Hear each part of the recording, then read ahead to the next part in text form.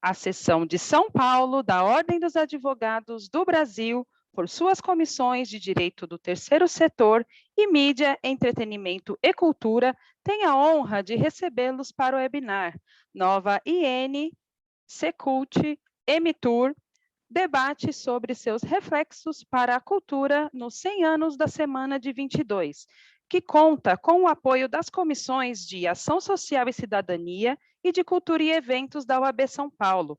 Este evento compactua com os Objetivos de Desenvolvimento Sustentável da ONU.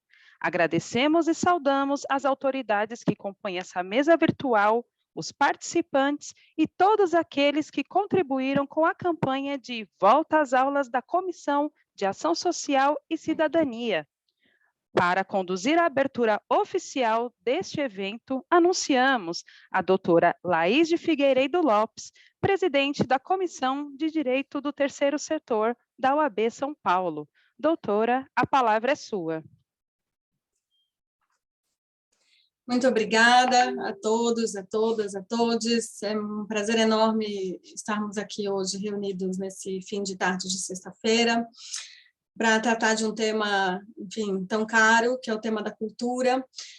A gente teve uma instrução normativa recente, no dia 8 de fevereiro, logo nos mobilizamos, a Comissão de Direito do Terceiro Setor, com a Comissão de Mídia, Cultura e Entretenimento da UAB, para fazer esse debate, para fazer essa discussão sobre os impactos, os reflexos dessa nova regulamentação para o campo da cultura, seja voltado para os produtores culturais, para o mercado cultural, seja também para as organizações sem fins lucrativos que gerem equipamentos públicos e realizam projetos e atividades culturais. Esse é o primeiro webinar que a gente está fazendo pela nova gestão da comissão, então é uma alegria muito grande estar aqui, e estar aqui especialmente junto com o José Maria Fittipaldi, que preside a Comissão de Mídia, Entretenimento e Cultura da UAB. Agradeço bastante os palestrantes que atenderam esse convite rápido para esse debate urgente, e a gente vai ter aqui uma dinâmica de apresentação das primeiras falas, de 15 minutos de exposição de cada palestrante, e no final abrir espaço para as perguntas e para o debate. Esse evento também está sendo transmitido ao vivo pelo Facebook das comissões da UAB de São Paulo, então, se quiserem também compartilhar o link e avisar outras pessoas, fiquem à vontade de mobilizar nas redes. A Lei Rouanet, ela existe desde 1991, a gente está falando da Lei 8.313, de 91, e recentemente ela tem passado por uma série de regulamentações que buscam desidratar o mecanismo do incentivo fiscal de financiamento dos projetos e atividades culturais.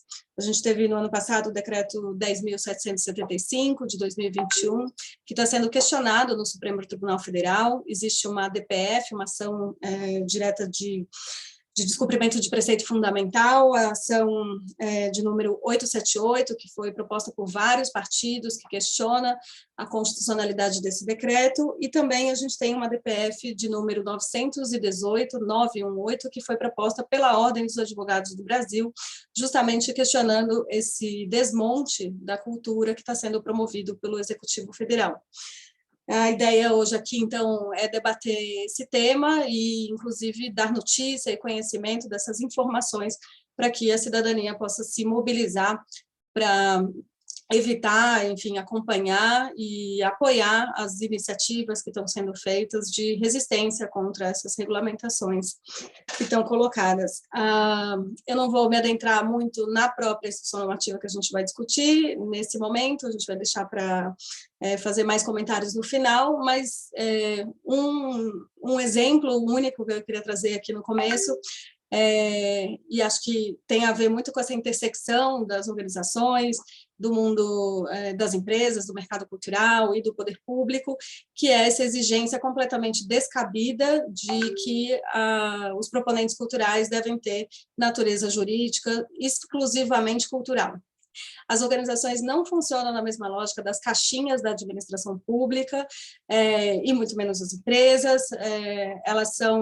Existe uma liberdade de associação constitucionalmente protegida, assim como existe a liberdade econômica de mercado, e a gente não pode exigir que os proponentes culturais sejam formatados e sejam, enfim, achatados e limitados na sua liberdade de constituição de poder atuar em mais de uma área, de também atuar na cultura e ser simplesmente exclusivamente cultural. Isso é uma limitação das liberdades constitucionais que estão colocadas.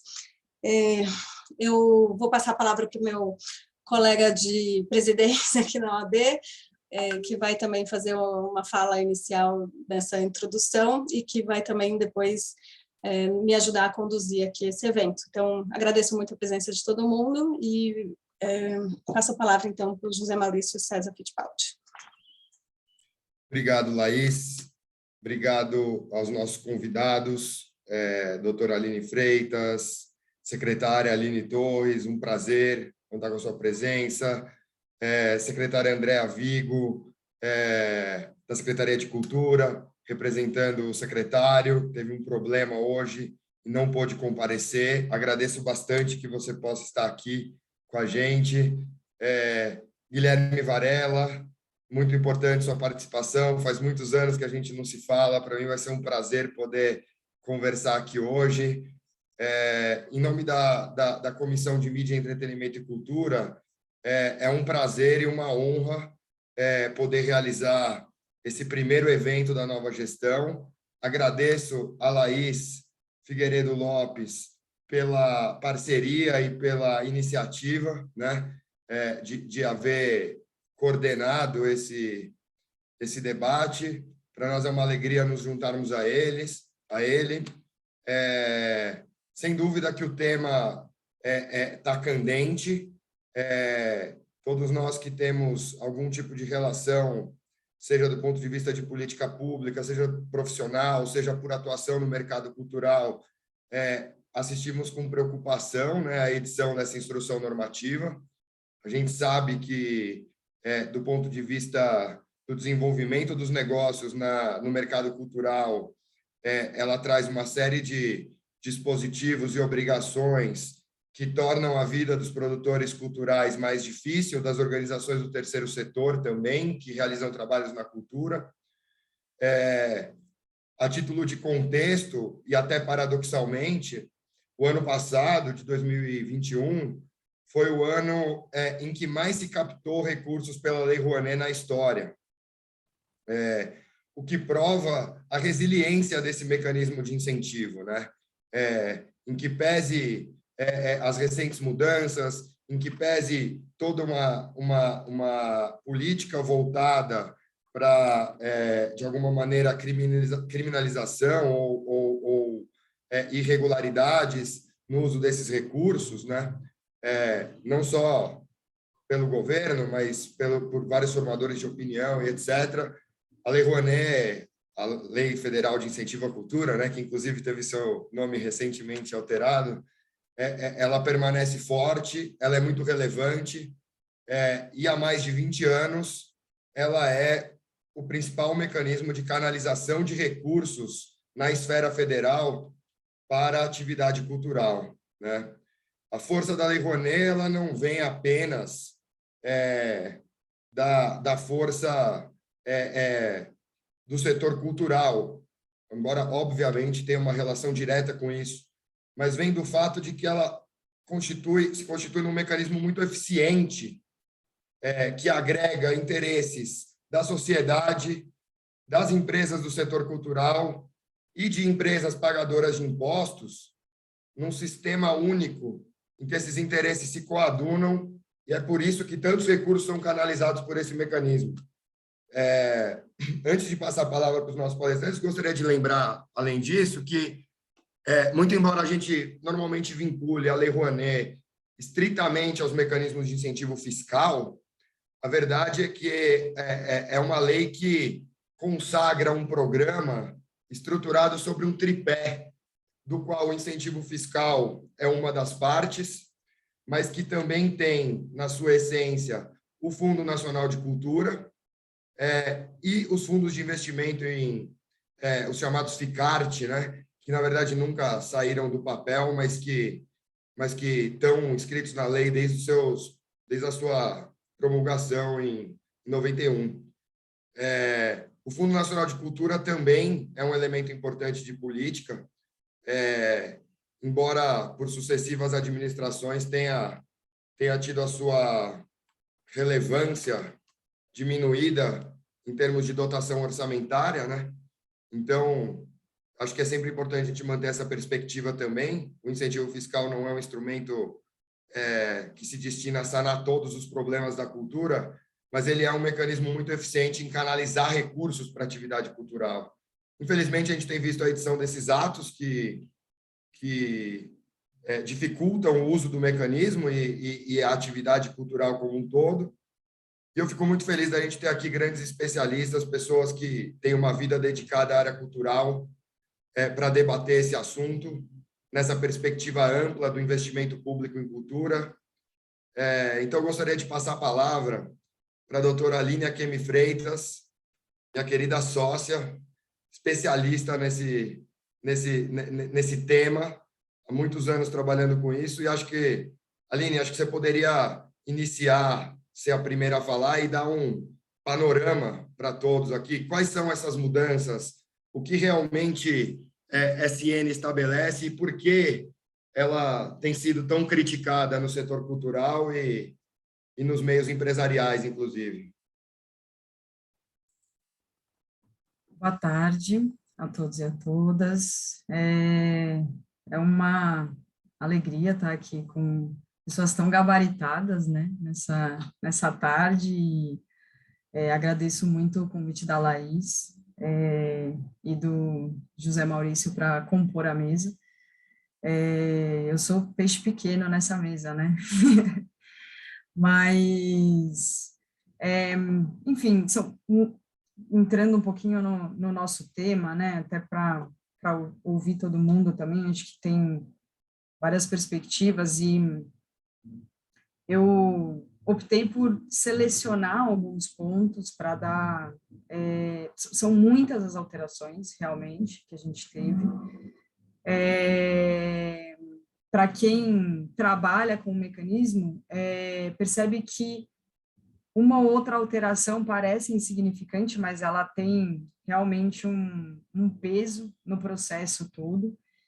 E eu, enfim, optei por fazer uma seleção do que eu entendi como principais pontos em cada fase do processo, né, para a gente talvez conseguir, dentro do fluxo dos projetos, entender um pouco as novas regras que estão colocadas e conseguir, inclusive, perceber alguns obstáculos que foram colocados para o uso do mecanismo. Eu vou tomar a liberdade de compartilhar com vocês enfim, o material que eu preparei.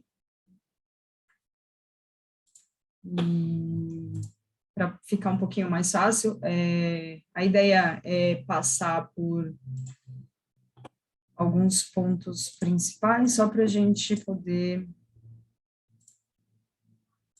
ter um panorama, né? Então, enfim, como eu disse, a ideia é passar um pouco pelas fases, né, do processo. Então, o primeiro ponto que eu teria a levantar são as regras de acesso, né? O que muda em relação às regras de acesso e o que eu chamei de acesso, né? Para poder apresentar os projetos. Então, um dos pontos que foi o primeiro que a Laís levantou, que já salta aos olhos, né? É justamente a indicação, ou na verdade a limitação para que só possam apresentar projetos pessoas jurídicas que tenham natureza exclusivamente cultural. No caso de organizações da sociedade civil, esse impacto é realmente bastante significativo. A gente tem um levantamento, inclusive, que um parceiro nosso compartilhou conosco, que essa regra impacta praticamente 31% dos proponentes hoje que têm projetos na Lei Rouanet. Então, enfim, um terço dos dos projetos ou dos proponentes hoje que fazem uso da lei são impactados com essa regra. Por assim dizer que, em alguns casos, vai ser possível a alteração, né, do CNAE no cartão de CNPJ. Em outras situações, os proponentes vão ficar realmente impossibilitados de, com esse CNPJ, apresentar projetos na lei, o que já de pronto tira realmente uma porção de ações que, inclusive, são bastante significativas na lei, né? Então, por exemplo, entidades que alinham educação com cultura ou assistência social com cultura são diretamente impactadas com essa regra, né? A outra regra que é colocada é a de comprovação de atuação na área cultural. Então, a Rouanet era um mecanismo que, muitas vezes, era durante o seu tempo, né, de existência, em muitas oportunidades, os proponentes poderiam apresentar os seus projetos, sendo estreantes, mas com a comprovação da atuação na área cultural dos seus diretores ou dos seus sócios, né? E hoje a gente tira essa exceção, né? A IN tira essa regra e coloca ali uma exclusividade de acesso da lei a quem já tem atuação na área cultural. Aí vem um pacote de regras que são especificamente direcionadas para entidades sem fins lucrativos, né? Planos anuais e planos plurianuais são projetos que só podem ser apresentados por organizações da sociedade civil, né? Então, uma das primeiras regras em relação a esse tipo de projeto é que não pode mais ter planos plurianuais. Então, entidades que tinham um planejamento já mais a médio ou longo prazo e conseguiam apresentar os seus projetos para abarcar 2, 3 anos, já não podem mais fazer isso. Agora, só é possível apresentar planos anuais e ainda há uma restrição, a maior parte dessa restrição já foi criada pelo decreto que a Laís mencionou, o 10755 de 2021, e aí a instrução normativa traz ali já uma decisão do final do ano de autorizar, então, que os planos anuais só possam ser apresentados por museus públicos, orquestras sinfônicas e filarmônicas, projetos de patrimônio material e imaterial e ações formativas. E aí outras que o secretário especial de cultura entenda como relevante. Não havendo na instrução normativa nenhum parâmetro para que essa decisão seja tomada sobre a relevância ou não daquela atividade cultural. Além disso, não é mais possível a coexistência de plano anual com outros tipos de projeto, e aí, no caso, por exemplo, de museus, a exceção de apresentar outros projetos, ela era significativa, porque, por exemplo, um plano anual tem uma dinâmica completamente diferente de um projeto de restauro, e aí, hoje, não vai ser possível a coexistência desses dois projetos, né? E aí, a gente tem também a necessidade de que os planos anuais devem prever ações específicas e não só a manutenção da instituição. Então, aí tem uma coisa bastante particular do sistema, né, que hoje é apresentado o projeto, que é o SALIC, que eles chamam de produtos, né? Então, música é um produto, artes cênicas é um produto, então, e manutenção da instituição é um produto. Nessa manutenção da instituição, claro, tem uma série de atividades que poderiam ser apresentadas, mas hoje é obrigatório que tenha esses outros produtos, né, ali especificados, e uma regra realmente que é uma super novidade, que é de que os planos anuais só vão poder, ou as ações só vão poder ser executadas em espaços formalmente gerenciados pelo proponente. Isso causa um impacto também, porque muitas organizações executam as suas atividades em espaços que não são gerenciados por eles, né? Muitas vezes são espaços transitórios ou, enfim, que são temporariamente cedidos para a realização daquela atividade. Então, a gente vai precisar entender também qual é o limite dessa regra, né? Como é que ela vai ser aplicada.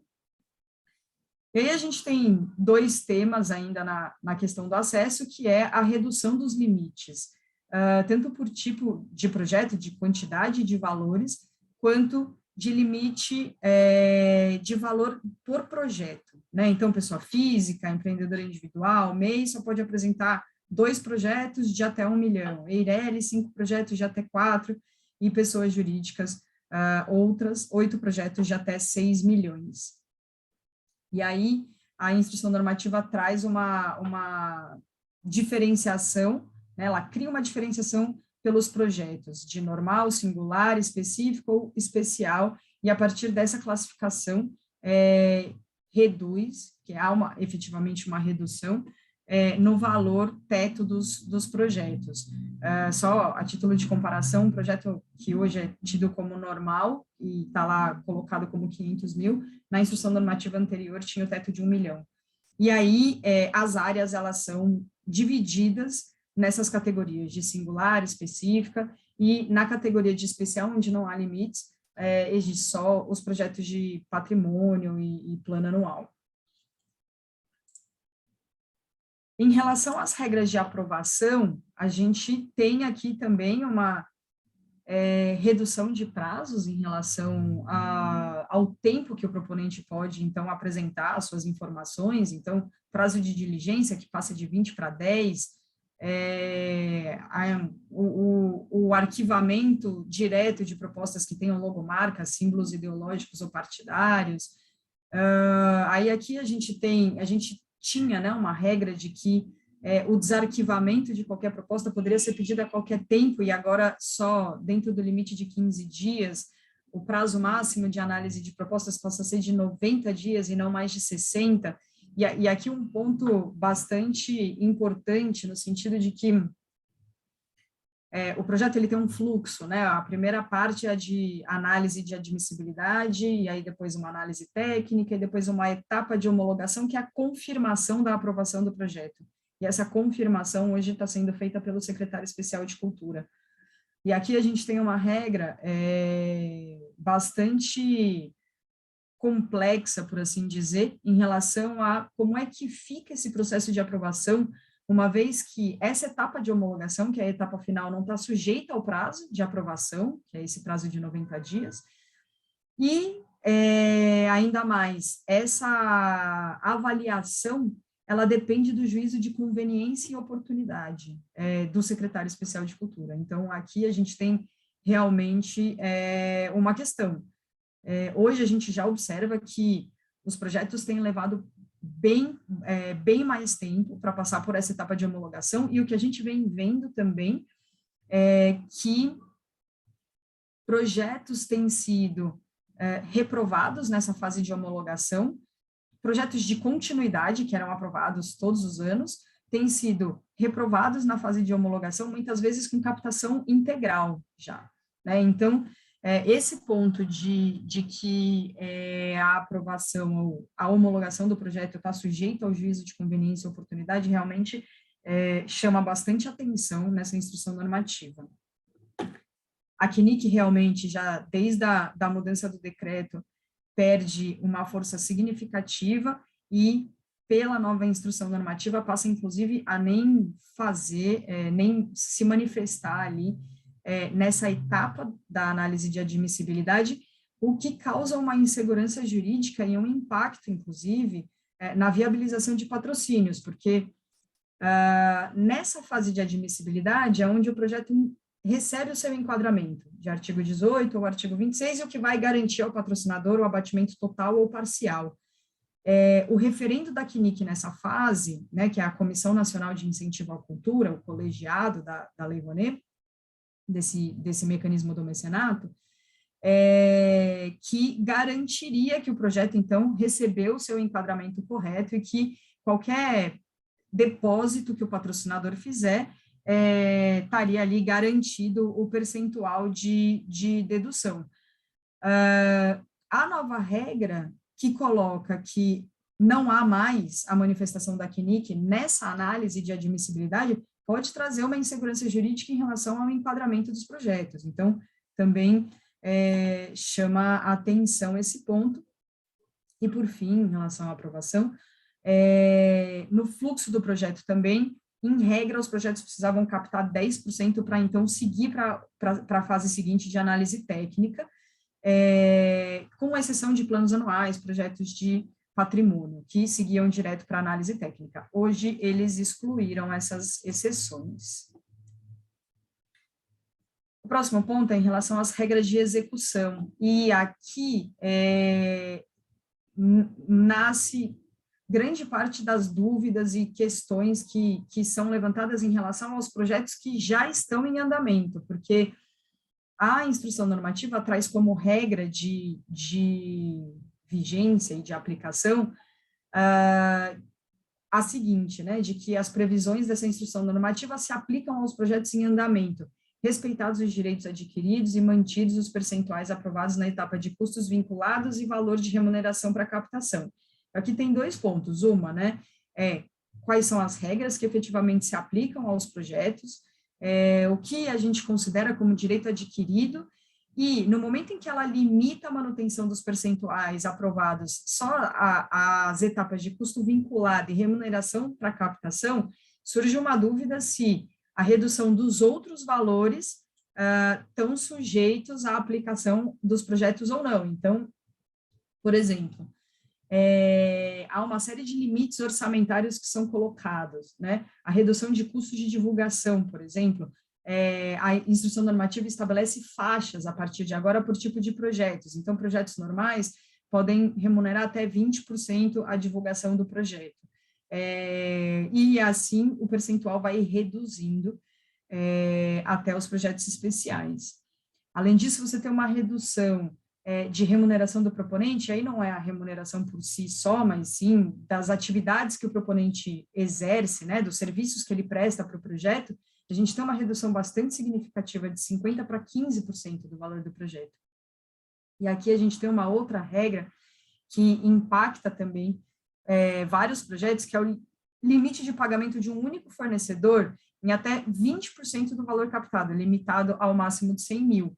Projetos de patrimônio, por exemplo, onde você tem a empreiteira para fazer toda a obra de restauro, não dá para imaginar esse limite de 100 mil reais por fornecedor, né? Então, aqui a gente tem um impacto bastante significativo também nos projetos de planos anuais. Então, se você tem, por exemplo, um projeto de museu,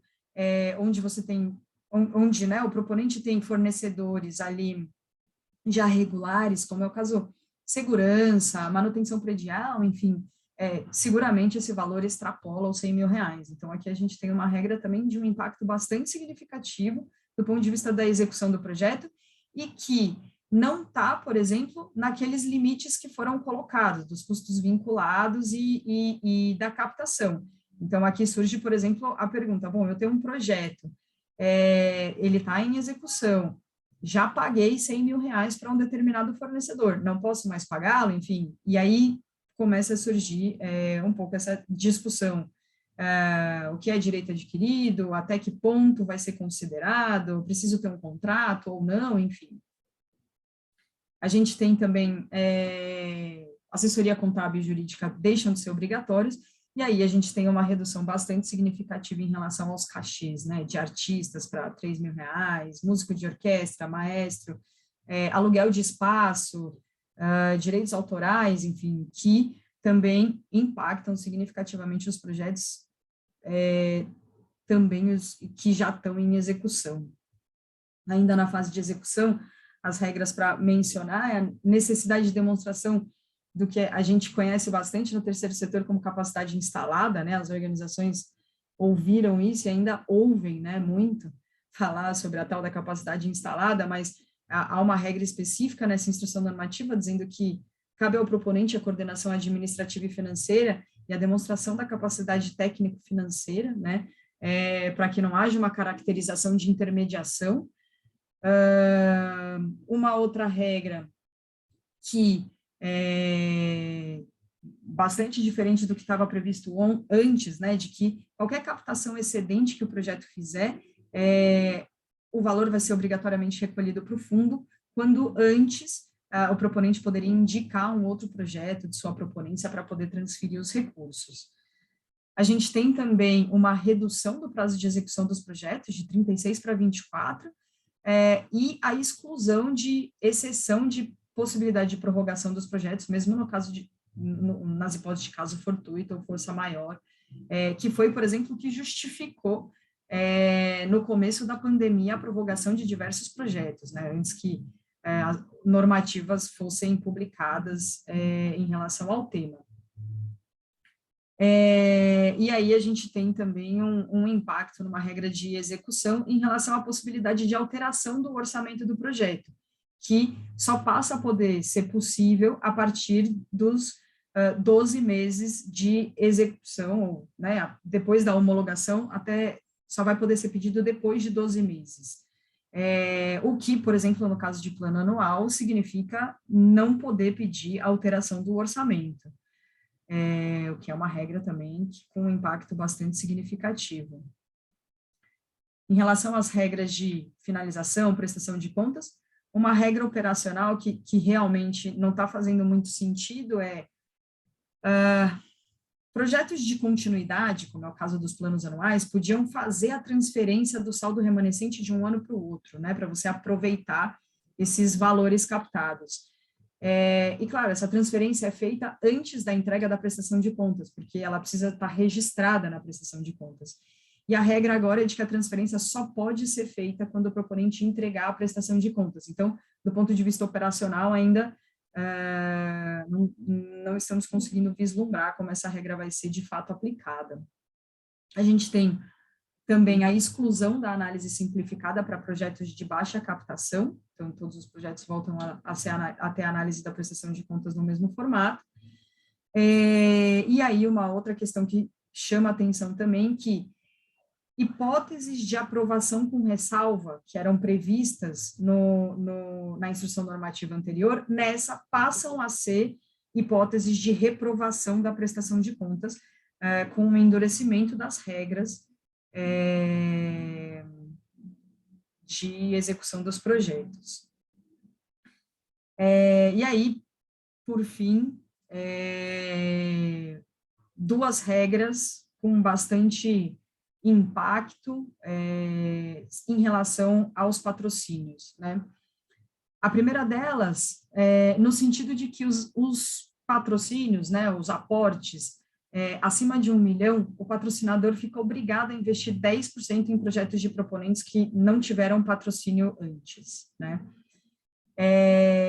Também, ali, algumas indicações sobre o aporte em regiões específicas do país, e nos projetos hoje que estão aprovados, que são em torno de 6 mil, o afunilamento dessa regra de aporte de 10% de 1 milhão significaria mais ou menos a possibilidade de aporte entre 40 e 60 projetos. Então, ou seja, tem um percentual pequeno hoje de incidência dessa regra. E tem uma falta de parâmetros também para indicar quando o patrocinador deve fazer esse aporte no outro projeto, se o aporte que esse outro projeto receber não for suficiente para a execução, ele não pode mais se beneficiar dessa regra, né? Então, aí ele vai ficar com aquele aporte pequeno, não vai conseguir, eventualmente, até seguir com o projeto e, enfim, tem uma porção de questões que ainda não estão respondidas em relação a esse ponto. E a outra regra é a proibição de que os patrocinadores aportem recursos por mais de 2 anos consecutivos em projetos de um mesmo proponente, de integrantes do conselho, de atos constitutivos, nos atos constitutivos, e a limitação não se aplica a planos anuais. Essa regra, nos parece, impacta projetos da publicação da instrução normativa para frente, porque não daria para a gente imaginar que, eventualmente, a gente já esteja contabilizando esses 2 anos, né? Então, enfim, acreditamos que há um potencial de revisão dessa regra também mais para frente, no que ela se demonstre, ou que demonstre criar uma dificuldade muito grande, né? Além de tudo, a transição. Enfim, esse foi um pouquinho o apanhado que eu preparei, mas para a gente levantar parar aqui a apresentação. Mas para a gente levantar os temas, alguns temas sensíveis para discussão, e, enfim, acho que mostrar também um pouco os limites que estão sendo colocados para o uso do mecanismo, né, e apontar também o impacto que isso vai causar nos novos projetos e nos projetos que já estão em execução. Então, hoje, realmente, a gente tem uma porção de dúvida dos projetos que estão em execução e o que se mostra um pacote de limitações para uso realmente do mecanismo. Né? Então, enfim, acho que, desculpa se eu excedi o tempo, mas só para deixar esse panorama. Obrigada. Foi excelente, Aline, muito obrigada. A gente vê que tem bastante alteração, né, e até, enfim, nesse nosso lugar de fala aqui da Ordem dos Advogados, achurar também a retirada da assessoria jurídica e da contabilidade dos projetos culturais é algo que também nos preocupa. A gente tem que ter muita responsabilidade com o recurso público, o incentivo fiscal é um recurso público, e é necessário que a gente tenha advogados especializados que possam apoiar e orientar, né, tanto nas formalizações quanto na prestação de contas, enfim, todo o processo de cumprimento das regras e normas legais, né. Manter a conformidade legal é algo sempre bastante importante. Eu vou chamar para continuar essa discussão Guilherme Varela, né, querido Guilherme Varela, que é pesquisador, advogado, gestor cultural e músico. Ele é doutor em Direito pela USP, diretor do Instituto Cultura e Democracia. Guilherme também é consultor do Movimento Brasileiro Integrado pela Liberdade de Expressão Artística, MOBILE. Tem uma conta no Instagram, ele vai contar um pouco depois sobre esse projeto, então sigam. Foi secretário de Políticas Culturais do Ministério da Cultura, de 2015 a 2016, assessor técnico e chefe de gabinete da Secretaria Municipal de Cultura de São Paulo, entre 2013 e 2015. Autor do livro Plano Nacional de Cultura, Direitos e Políticas Culturais no Brasil. Guilherme, você tem a palavra por 15 minutos.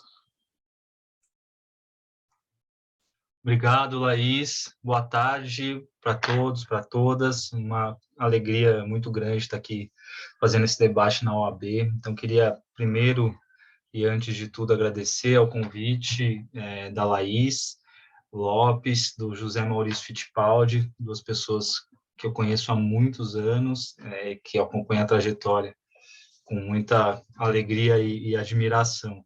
Muito obrigado, acho que vocês têm um desafio muito grande nas respectivas comissões, porque eu acho que o cenário exige muito trabalho de vocês, então desejo muita força nessa empreitada. Queria cumprimentar aqui as outras integrantes da mesa, então primeiro a advogada, a doutora Aline, a secretária Andréia, a secretária Aline, prazer estar aqui com vocês, obrigado para todo mundo da comissão aqui da técnica que está fazendo a transmissão. E eu queria falar, eu acho que foi muito feliz ter convocado esse debate para esse momento, justamente porque há uma urgência nesse debate, mas há uma urgência há um tempo, que se debata o quadro muito tenebroso da política cultural brasileira. Então, menos do que falar especificamente dessas medidas, né, em detalhes, como elas representam um quadro de desmantelamento do incentivo, algo que a Aline fez muito bem, com muita propriedade. Eu acho fundamental esse trabalho de esmiuçar, né, tudo isso que esse regulamento pode causar. Menos que isso, eu gostaria mais de tentar contextualizar um pouco, né? Onde se inserem essas medidas, onde se insere esse regulamento, se insere em que quadro, que faça com que ele não seja uma medida isolada, simplesmente de tentativa de pretenso aperfeiçoamento da Lei Rouanet. Não se trata disso, né? Eu acho muito importante que a gente conheça o que está sendo feito a partir do contexto em que está sendo feito, né? E esse é um contexto muito difícil, e todos nós, todas nós aqui, lidamos com a cultura diariamente e sabemos o quão difícil está. Acho que é uma boa oportunidade de fazer nesse contexto também, nesse momento em que a gente comemora os 100 anos da Semana de Arte de 22. Também não vou aqui ter a ousadia de falar disso. A Andrea está aqui, ela pode falar com muito mais propriedade. Só vou dizer que acho que tem uma relação muito importante que precisa ser feita, enquanto a semana disparou um processo em que o modernismo passou a ser um processo de radiação muito grande, tanto para a construção de um sentido de cultura, né, de enfrentar um dilema brasileiro de identidade cultural, também foi muito importante para as políticas culturais, né, para a institucionalidade da cultura, para os primeiros movimentos de estruturação, né, das políticas, dos programas, de uma compreensão do Estado que absorvesse um espectro maior, né, das expressões culturais e conseguisse também instrumentalizar, né, e todo esse atendimento em forma de estruturas que dessem conta. Então, para o patrimônio foi fundamental, né, para as culturas populares e para fazer com que isso de alguma forma viesse à tona foi fundamental. Então, além de toda essa postura modernista, né, de comportamento, de ética, de valores, de uma forma de enxergar o mundo que irradiou para os movimentos artísticos brasileiros, irradia até hoje, eu acho que tem essa questão super importante de lembrar que está relacionada à institucionalidade da cultura. Mas falei que eu não ia ter ousadia, não porque eu não vou ter mesmo, mas teve um texto maravilhoso do Zé Miguel Wisnik que nos ajuda a fazer a ponte entre o que representou esse ideal e esse ideário modernista e o que está acontecendo hoje no Brasil, inclusive com a Lei Rouanet. Esse texto saiu agora, 13 de fevereiro, na Ilustríssima. É um texto maravilhoso. Eu vou ler um parágrafo dele, porque é fundamental para o nosso debate. Ele estava falando de uma conferência que o Mário de Andrade fez em 1942, fazendo uma retrospectiva do modernismo, né? E aí ele fala o seguinte, que o Mário esboçava, então, uma análise das bases de classe do movimento e criticava o alinhamento das responsabilidades sociais e políticas que marcou, segundo ele, a orgia intelectual dos anos 20. Muita crítica que se tenta fazer hoje ao modernismo já está feita ali, na conferência do Mário, em 1942. Mário, no entanto, a fazia não porque negasse o modernismo, mas porque afirmava, no âmbito nacional, o seu vetor construtivo, as conquistas da cultura moderna brasileira, o direito permanente à pesquisa estética, a atualização da inteligência artística e a estabilização de suas instituições, sempre penosamente sustentada. Em outras palavras, o que ele defendia naquele momento eram os pilares daquilo que hoje está sob ataque atroz do bolsonarismo, com a sua corrosão antimoderna dos valores intelectuais e dos símbolos artísticos acumulados durante esses 100 anos, e com sua política de desmantelamento das instituições culturais. As alterações que estão sendo propostas para a Lei Rouanet não fazem parte de um debate amplo e qualificado de aperfeiçoamento do incentivo, não fazem parte de um conjunto de medidas concatenadas de planejamento público, não fazem parte de uma visão de Estado sobre a cultura, né? Ou fazem parte de uma visão destrutiva de Estado sobre a cultura, mas eu queria ilustrar um pouquinho isso, né? Eu falo aqui em nome do Instituto Cultura e Democracia, um instituto que discute o papel da cultura na democracia contemporânea, e do MOBILE, que é um movimento brasileiro integrado pela liberdade de expressão artística, que é um movimento que reúne Artigo 19, Mídia Ninja 342 Artes, Laut, Samambaia Filantropias, Artigo 5º, várias organizações que estão atuando nesse campo, nessa interface entre cultura e direitos humanos. Eu vou pedir licença para compartilhar e eu não vou falar nada, só vou passar rapidamente algumas imagens aqui. Tá? Todas elas vieram do Mapa da Censura, que é uma ferramenta pública, que estão todas disponibilizadas e todas elas checadas na imprensa, nos tribunais e nos processos administrativos. Isso é mais ou menos o que está acontecendo hoje no Brasil.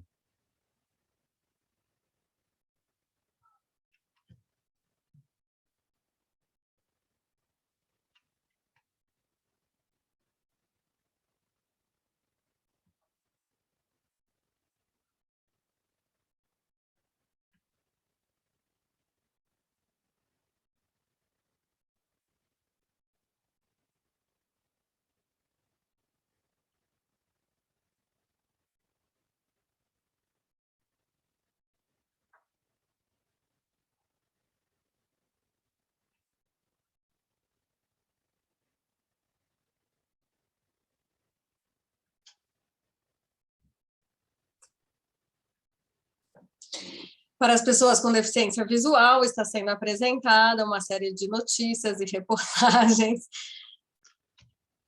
Eu vou interromper o compartilhamento. Só um minuto. Só não estou conseguindo interromper o compartilhamento. Espera aí. Aqui. Aqui passaram, e agora eu vou explicar, várias manchetes diferentes de vários segmentos culturais, instituições e políticas que estão sob ataque constante do atual governo, né? O que a gente tem é um fenômeno estruturado e sistemático que se apoia em 3 chaves de ofensiva, vamos dizer assim. A primeira é a violação da liberdade artística. A segunda é a ofensiva, o ataque belicista, né, narrativo contra o setor cultural. E o terceiro é o desmonte institucional da cultura, das instituições que lidam com as políticas culturais no Brasil. A gente está fazendo esse mapeamento através dessas organizações. Foram registrados mais de 200 casos no Brasil, relacionadas a essas 3 chaves, né, de comportamento estatal, não todas no governo federal, obviamente, mas mais de 70% estão relacionadas com o governo federal, e tem aumentado muito. Antes do governo Bolsonaro havia algumas, mas depois o incremento disso foi impressionante. A gente levou essa denúncia para a Comissão Interamericana de Direitos Humanos em dezembro, né? E o que é importante a gente ressaltar disso tudo é que isso se coloca, né, num contexto em que o setor cultural está extremamente desgastado, né, por um processo de desmonte que já havia de algum tempo. Não nos esqueçamos, né, que a tentativa de extinção do Ministério da Cultura já aconteceu com o Temer. Não foi bem sucedida, mas foi tentada. A tentativa de aparelhamento do IPHAN já veio desde que o Temer assumiu, né? E desde então houve um processo desencadeado e gradativo de enfraquecimento do campo institucional da cultura, né? E contra isso a sociedade, os segmentos culturais se mobilizaram. É importante dizer que nesse contexto já de fragilização do setor cultural veio uma pandemia, né, que encontrou um setor cultural debilitado e que fez muito estrago e está fazendo muito estrago ainda. É importante dizer que, com isso, as instituições culturais que deveriam amparar, suportar esse setor e gerar financiamento, apoio, suporte, rede, estímulo, visibilidade, pelo contrário, essas instituições passaram a ser cada vez mais os vetores de ofensiva contra o setor artístico e cultural no Brasil, especialmente as instituições ligadas à administração direta e indireta do governo federal, com a extinção do Ministério da Cultura. É importante dizer que todo esse quadro ele é inflamado e gravemente alastrado por um sistema corrosivo de desinformação e fake news na internet, que ajuda a alimentar uma atmosfera bélica contra o setor artístico, que ajuda a inflamar as hostes, jogando o setor artístico numa posição de inimiga, numa posição de que não merece ter acesso ao financiamento. E tudo isso, né, de alguma maneira, coroa, né, o que a gente pode chamar de uma agenda autoritária contra a cultura no Brasil, que se opera através de mecanismos diferentes, e diferentes, eu digo, muito mais sofisticados e menos explícitos, apesar de ter vários explícitos, mas menos explícitos do que em outrora, em outros momentos de autoritarismo no Brasil, se operava, né? Diferente da ditadura militar, em que você podia censurar explicitamente, você tinha concurso público para censor, você tinha um departamento que fazia isso, hoje você não pode ter isso. Mas hoje você pode ter mecanismos pretensamente legais, expedientes administrativos, que são operados abaixo de uma margem de legalidade que é debatida com os outros poderes, ou seja, há uma margem de discricionariedade em que se opera esse autoritarismo, que, na verdade, é uma margem de manobra autoritária. Uma pesquisa da Fundação Getúlio Vargas, agora recente, coordenada pelo Oscar Vilhena e outros pesquisadores, deu um nome para isso, né? Falou que a forma com que o governo Bolsonaro tem entrado, né, nesse processo de autoritarismo e de desmonte das políticas públicas se chama infralegalismo autoritário. Ou seja, através da sua... E é importante a gente fazer esse debate aqui, Fittipaldi, Laís, no âmbito, né, nesse espaço qualificado do direito, dos advogados e advogadas, porque é através dessa operação que a Aline tão bem explicou, que se opera na prática esse tipo de cerceamento ao acesso às condições de produção, né? É operando instruções normativas, regulamentos, portarias, né, mudanças internas, meandros da administração pública ali dentro das entranhas da administração pública, sem que haja a possibilidade de discussão com outros poderes. Porque, veja bem, gente, vamos lá, todo mundo aqui tem um histórico de muitos anos de discussão de política cultural. A proposta de uma reforma da Lei Rouanet não é nova. Reformar a lei Rouanet não é nova. Isso no começo do governo da gestão Gilberto Gil foi colocado, esse debate foi feito amplamente com a sociedade, participamos todos aqui, certo, Fittipaldi? Com opiniões diversas, eu tenho uma análise especialmente crítica sobre alguns pontos da Rouanet, eu concordo com você quando eu acho que ela não é suficiente para dar conta de todo o espectro, e é verdade, ela não é suficiente, né? Ela tem que ser complementada com outros, é um mecanismo de mercado, e assim ela tem que ser vista, né? Mesmo assim, ela tem distorções, tem problemas, tem equívocos, acho que precisa ser consertada, mas veja bem, através de um debate da lei, no legislativo, amplamente com a sociedade, e não através de uma espécie de criminalização burocrática, né? Não através de uma operação de desmonte burocrático do que já existe, né? Então, acho que tem o que está acontecendo hoje são novas formas de censura, são novas formas de desmonte, são formas sofisticadas de cerceamento. Não é mais você vetar, isso tem acontecido, né? Deputado pedindo prisão de cantora pela Lei de Segurança Nacional, que nem vigente é mais, né? Mas o que você tem é estrangulamento financeiro de linhas inteiras, né? Principalmente de questões identitárias, né? 30% desses casos que são mapeados, secretária Aline, 30% são de projetos culturais que são de segmentos da cultura afro, de segmentos LGBTQIA+, de segmentos que estão ligados ao direito das mulheres, né? Projetos que vocalizam essas coisas. Está terminando meu tempo, meu alarme avisou, vou concluir. Então, o que acontece? Essa operação, né, que é uma operação mais sofisticada, porque ela está, de alguma forma, com um verniz de legalidade, né, ela está corroendo as instituições por fora, né, e extravasando essa contaminação, essa irradiação perniciosa na cultura para os mecanismos específicos, né? A Fundação Palmares, que deveria servir para promover, proteger os direitos, né, e o patrimônio da cultura negra, serve para atacar. O IFAM, que deveria promover e proteger o patrimônio material e imaterial, está servindo de instrumento de aparelhamento ideológico, instrumental, para você passar boiada na cultura, né? Então, o que eu quero dizer para concluir, de uma forma muito sintética, as medidas que estão sendo propostas na Lei Rouanet, e vocês todas vão falar com muito mais propriedade na minúcia o que está acontecendo, elas não são definitivamente medidas de aperfeiçoamento da lei de incentivo. Elas fazem parte de um conjunto que alimentam uma agenda de desmonte das políticas culturais, de desmantelamento dos direitos culturais e de violação das liberdades culturais. E elas são operadas por dentro das instituições que estão sendo aparelhadas ideologicamente para isso.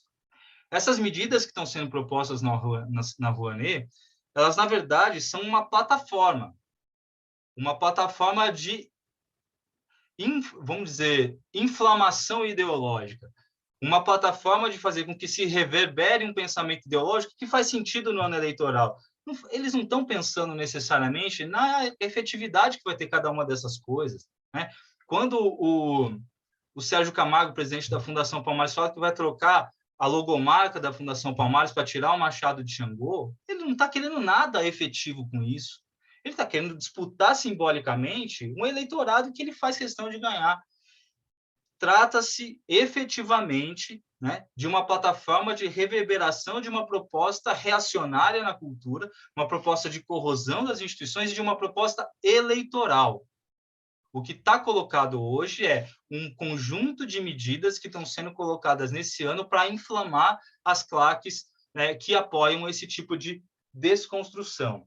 Então, se a gente, terminei aqui, tem um jurista alemão super importante chamado Peter Haber, que ele falava que as estruturas do Estado Democrático de Direito são estruturas baseadas em valores culturais, a pluralidade de ideias, a liberdade de opinião, a liberdade de imprensa. Então, ele chamava esse Estado, que é o Estado que a gente vive hoje, no Ocidente, enfim, de Estado cultural, né? Um Estado de cultura. O que a gente está tendo com esse governo que implementou essas medidas e outras tantas é um Estado anticultural. É um Estado que quer justamente, através da cultura como veículo, minar as premissas, os paradigmas e os valores de sustentação cultural da democracia. Eu acho que a gente tem que ler todas essas medidas que são ruins para o setor cultural nesse contexto e nessa chave. Obrigado, eu passei um pouquinho, queria agradecer a oportunidade de estar aqui com vocês. Super obrigada, Guilherme. A gente fez questão de trazer nesse debate 2 advogados, aqui do Estado de São Paulo, mas também trazer a institucionalidade, tanto do município quanto do Estado, do governo do Estado de São Paulo. Então, eu queria passar a palavra agora para a querida secretária Aline Torres. Muito obrigada de ter aceito o nosso convite, de estar aqui com a gente. A Aline Torres é secretária municipal da Cultura, ela é embaixadora do Pan African Council, depois ela vai explicar o que é. Ela é Relações Públicas, gestora de projetos culturais há mais de 15 anos, pós-graduada pela Universidade de São Paulo, e ela foi também secretária adjunta de Inovação e Tecnologia aqui também no município de São Paulo. Aline, para a gente é bem importante você estar aqui presente com a gente nesse debate, né? A gente queria estar falando só da semana de 22, mas o contexto nos exige ampliar esse olhar e, enfim, a gente queria um pouco escutar o teu ponto de vista aí desse lugar de onde você fala. Então, obrigada, você tem a palavra por 15 minutos. Acho que está sem áudio.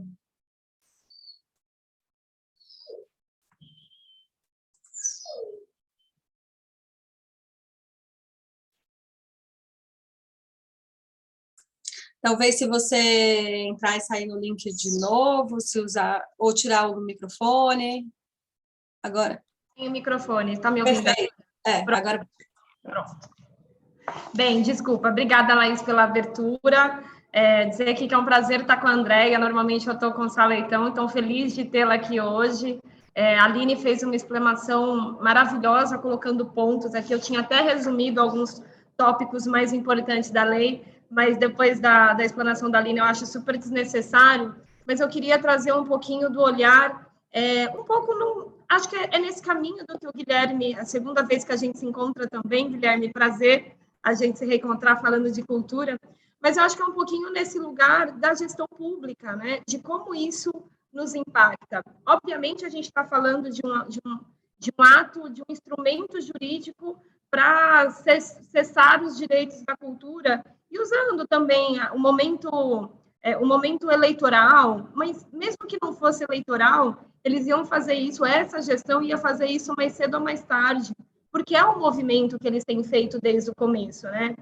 Então, eu acho que a gente está num momento muito complicado e eu acho importante a gente ter a OAB aqui, a Comissão de Direitos Humanos, o terceiro setor, da cultura, levando esse movimento à tona, levando esse debate para a sociedade, mas para a gente entender também o que a gente pode fazer, né? As secretarias municipais, estaduais, os movimentos da sociedade civil, o que a gente consegue fazer para conseguir reverter essa instrução normativa? Porque, de fato, ela acessa vários direitos da cultura. Ela tem alguns pontos aqui que eu acho muito complicados, né? Enfim, quando você coloca limite de 500 mil para projetos de cidade normal, você gera um limitador no impacto de projetos que eles podem causar, não porque o proponente é pequeno, que o projeto deve ser pequeno. Essa lógica ela não se aplica na cultura. Então, eles estão usando lógicas irregráveis dentro da cultura, que a gente não consegue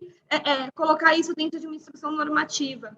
mas acho que o que a gente realmente precisa fazer é a reflexão de como vamos fazer com que isso não siga até o final dessa gestão, porque essa gestão tem aí mais alguns belos meses de sofrimento para quem é da cultura e para várias outras áreas da sociedade.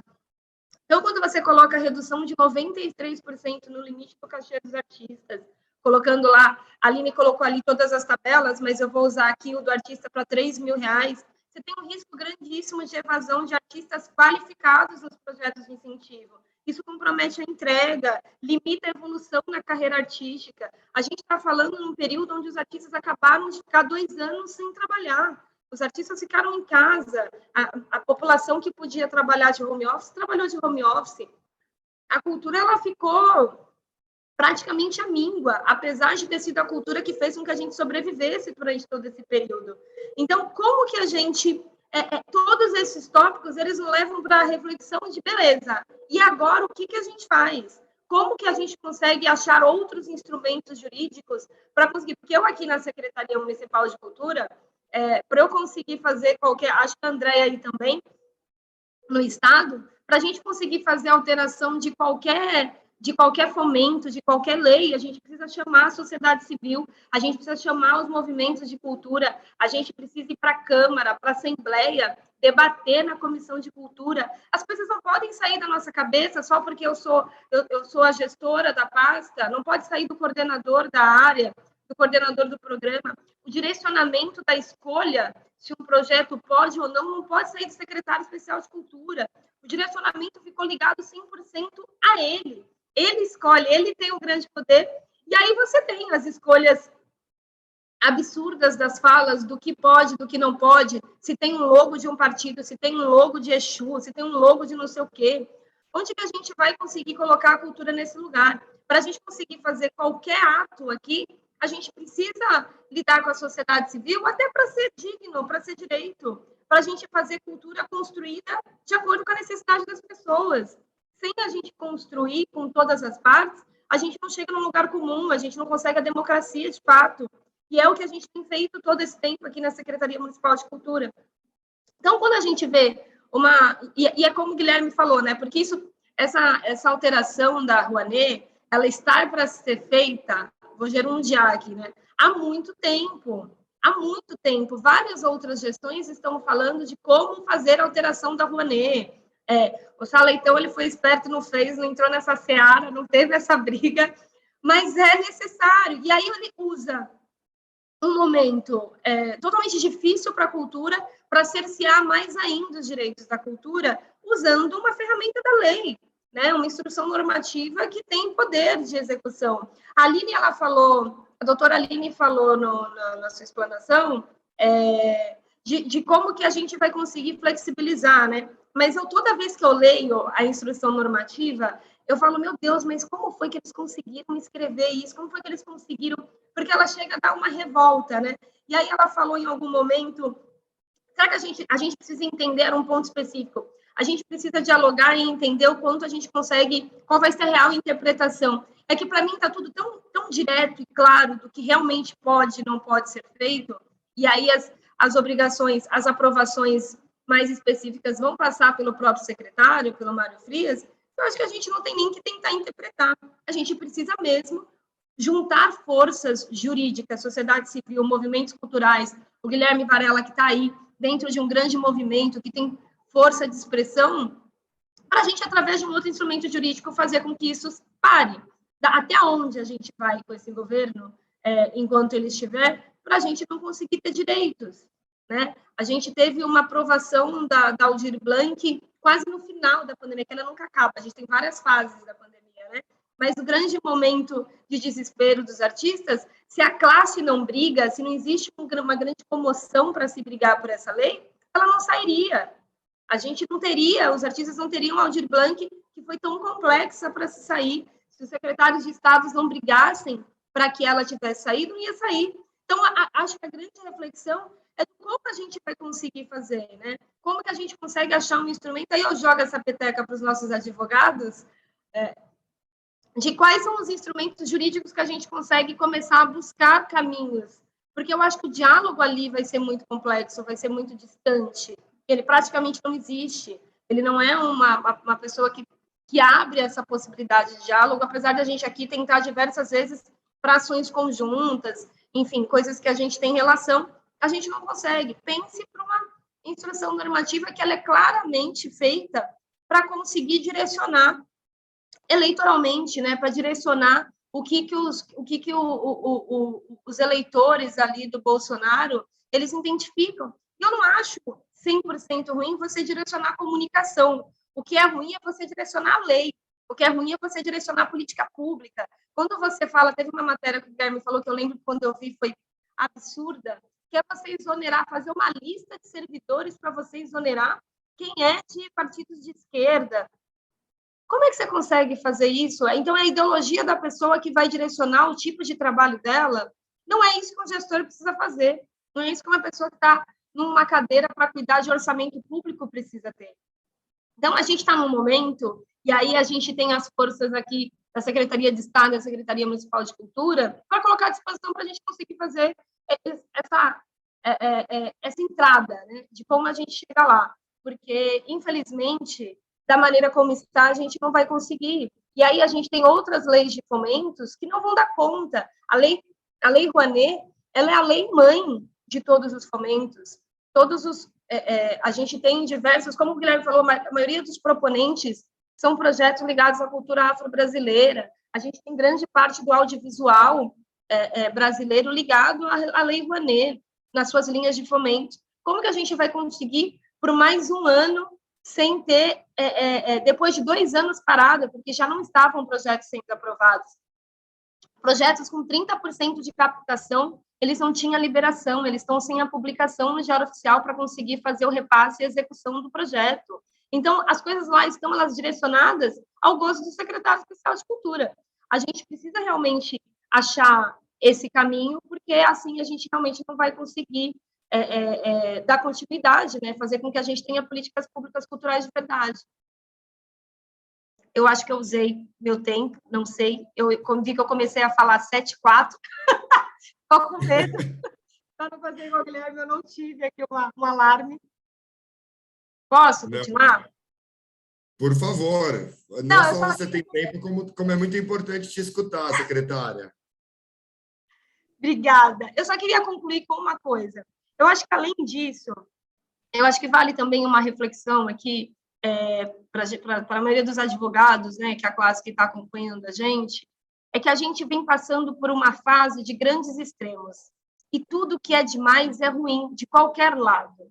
Então, a gente passou por uma gestão extremista, por um lado, e que aí a gente reclamou pouco porque era mais legal, porque aderia grande parte da sociedade, e essa que é tão extrema, que é um extremismo que faceta, né, que mata, que mutila, que de diversas maneiras ele tira. Quando você tira o direito à cultura, quando você tira o direito da fala, de livre expressão, você mutila, você mata. Então, a gente está num outro extremo muito, muito pior do que um ato, né, do que a gente poderia imaginar poder viver no Brasil. Depois de tantas coisas que a gente passou, de diretas e tudo mais, chegar a esse momento de regredir a uma lei cultural, que foi a lei que deu base para as outras leis. Então, acho que vale a pena a gente conseguir fazer uma reflexão, porque 2022 é um ano eleitoral. 2022 é um ano de eleição. E aí a gente está num momento de fla-flu. Eles contra a gente. A gente não conseguiu entender que existe o meio, que existe uma outra visão. A gente está num momento, e assim, vale para os advogados, vale para a classe cultural, para a gente começar a conseguir, para respirar antes de fazer esses debates, para a gente não começar mais a atacar antes de qualquer coisa, porque o momento está muito ruim, a gente não consegue mais conversar com as pessoas, em especial a classe de lá, que é isso, né? O eles contra nós, porque existe uma raiva, uma reacidade muito forte em qualquer tipo de debate. Para eu conseguir conversar com uma pessoa do lado do Bolsonaro, eles não querem conversar porque ela é de esquerda. A gente não consegue dialogar com pessoas que são diferentes. Então, a gente precisa, quem está no lugar de liderança, a gente precisa começar a buscar o diálogo, para mostrar que pessoas da esquerda consigam conversar com pessoas do Bolsonaro, para buscar que pessoas de direita, não de extrema, consigam ser contra o Bolsonaro. porque senão a gente não vai sair do mesmo lugar.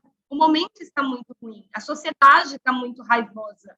E se a gente inflamar esse discurso do ódio, a gente não vai conseguir resolver o nosso problema, que é de políticas públicas de cultura. É isso. Muito obrigado, secretária. Eu acho, de tudo que foi dito até agora, esse ponto é muito importante, né? O ponto que você trouxe da necessidade de se discutir, né, com a sociedade essas mudanças, quaisquer mudanças, né, de política, e não se trazer soluções de cima para baixo, ou iniciativas que não dialogam, né, com o setor. Guilherme, fiquei pensando aqui um pouco na questão que você trouxe das discussões anteriores, né, sobre a alteração da Lei Rouanet, quanto já se discutiu, né, e no final do dia a gente vê que quando o mecanismo ele não é entendido a fundo, né, o que acaba acontecendo são ataques e infundados, e que no final quem perde é a cultura, né? Acho que isso que é o mais interessante, porque faz 20 anos que se critica a Lei Rouanet para um lado e se critica a Lei Rouanet para o outro, e no final do dia nós estamos aqui falando da importância dela e de como ela vira um alvo, né, quando se quer atingir um determinado objetivo. Ao mesmo tempo, queria agora passar a palavra para a Andréa Vigo, porque uma das coisas que a gente sente é que toda vez que a Lei Rouanet, puxando aqui a fala final da secretária Aline, toda vez que a Lei Rouanet treme, o terremoto chega nas secretarias estaduais e municipais, né? E aí eu queria ouvir um pouco essa perspectiva, né? Andréa Vigo é gestora cultural, assessora técnica da Secretaria de Cultura e Economia Criativa do Estado de São Paulo, coordenadora do programa Modernismo Hoje, que é uma iniciativa da Secretaria Estadual de Cultura e Economia Criativa para celebrar o centenário da Semana de Arte Moderna de 22. Qual é a perspectiva estadual? Como esse terremoto tem chegado e quais são as ações que vocês têm realizado? Obrigado pela presença. Obrigada, José Maurício. É um prazer estar aqui. Eu já quero saudar essa iniciativa da OAB São Paulo, né, tão oportuna e tão pertinente para esse momento. Olha, esse impacto chega num momento também bastante significativo, né, quando a gente comemora 100 anos da Semana de Arte Moderna. Um movimento que foi tão importante, como o próprio Guilherme já trouxe aqui muito bem, né, alguns pontos. Foi importante no sentido simbólico e também importante no sentido de estruturar as instituições que cuidam do patrimônio histórico e cultural, que são tão fundamentais para a cultura de um país, né, para a identidade cultural de um país. E também a parte institucional, né, de estruturação da cultura, enfim. A gente teve uma contribuição enorme do Mário de Andrade aí nesse processo, e esse processo vem se consolidando aí ao longo desses 100 anos. Como você bem disse, eu sou coordenadora desse programa, que é o Modernismo Hoje, né, e justamente a Secretaria propôs um programa com uma série de ações que vem sendo realizado desde julho de 2021 e se estendem até dezembro de 2022. Então, a gente entende que uma data tão significativa tem que ter um período também bastante significativo aí e uma série de ações, né? Então, a gente tem programação cultural, são mais de 200 atividades realizadas só pelas instituições da Secretaria, mais de 80 delas ainda serão realizadas ao longo desse ano de 2022, e a gente tem ainda um trabalho de montar um calendário, né, público e privado, de mapear todas as iniciativas que estão acontecendo relacionadas ao centenário da Semana de Arte Moderna, então não só das instituições da Secretaria, mas também da sociedade civil, de prefeituras, de artistas, de produtores independentes, enfim. é um serviço que a gente quer oferecer também ao público, que possa encontrar as informações num lugar centralizado, que a gente quer também dar um apoio institucional a todas essas iniciativas. Elas são muito diversas, são muito plurais, elas acontecem em toda a cidade de São Paulo, em todo o estado de São Paulo, e também a gente chegou a ampliar esse mapeamento aí para o Brasil. Uma outra iniciativa que eu gostaria, acho que esqueci de falar, que é a Agenda Tarsila, uma plataforma online, que eu já deixo aqui o convite, quem não conhece, possa acessar, é agendatarsila.com.br, vai poder ter acesso a esse guia da programação, enfim, uma série de informações sobre o modernismo. Eu gostaria de deixar de falar e de convidar quem está aqui participando para acessar a Agenda Tarsila. Uma outra iniciativa que foi feita foi uma ação de fomento, justamente porque a Secretaria entende que o fomento é uma ação fundamental, né, central, e então foi feito um edital específico com a temática do modernismo. Esse foi um edital lançado em 2021, e a gente já sentiu um impacto bastante grande nesse edital específico. A gente teve quase 500 projetos inscritos, foi um número que nos surpreendeu, né? E, enfim, os projetos agora estão sendo selecionados, mas eu aproveito esse gancho aí do fomento para projetos relacionados ao modernismo, eu sei da Semana de Arte Moderna, para falar um pouco sobre o fomento, né, o programa de fomento da Secretaria, em especial trazer um pouco dos números de 2021, porque a gente realmente, como a Aline bem falou, né, a Lei Rouanet é uma lei-mãe, outras leis de incentivo não conseguem dar conta, né, da demanda, então a gente realmente sentiu uma demanda reprimida, né, que se manifestou em números, e apesar de que em 2021 o PROAC teve um investimento de recursos recorde, né, na sua história, e também dentro do investimento realizado por estados, né, da federação, a gente sentiu que ainda, né, deixou muito a desejar em termos de atender uma demanda do setor cultural. Então, deixa eu só acessar aqui, para a gente ter uma ideia, né? Então, como eu disse, foi o maior conjunto de programas de fomento à cultura em nível estadual no Brasil.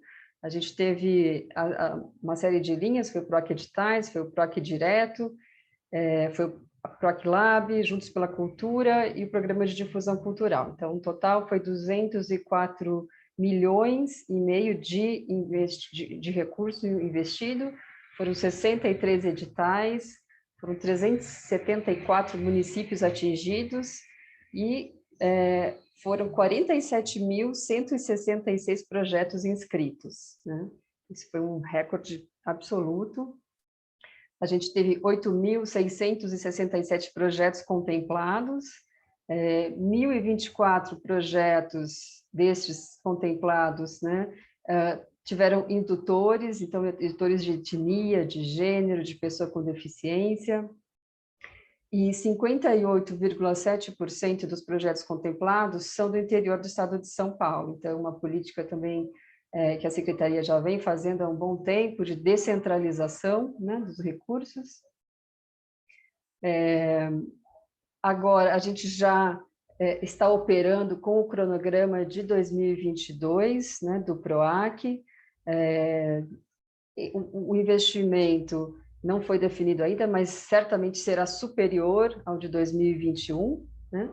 E a gente está no momento agora, foi aberta uma chamada pública para a composição das comissões que são formadas, né, pela sociedade civil e por representantes da Secretaria, e vão iniciar, em poucos dias, as reuniões com as entidades do setor cultural, no sentido de definir, então, as comissões do PROAC 2022. Assim, eu gostaria de trazer um pouco esses números para um pouco falar, né, justamente, acho que desse ponto que a Aline trouxe, a secretária Aline, de como existe, né, uma demanda do setor cultural, e é bom a gente lembrar também do aspecto da economia criativa, né? O setor cultural é um setor que gera emprego, que gera renda, que gera uma série de movimentos aí na economia. Isso já temos uma série de pesquisas também que mostram que esse investimento retorna 1,5 mais, né? Foi um estudo feito pela Fundação Getúlio Vargas sobre, inclusive, a Lei Rouanet. Então, é nesse sentido que eu gostaria de trazer aqui também algumas informações que possam contribuir para o debate da importância da Lei Rouanet, né? A importância desse mecanismo.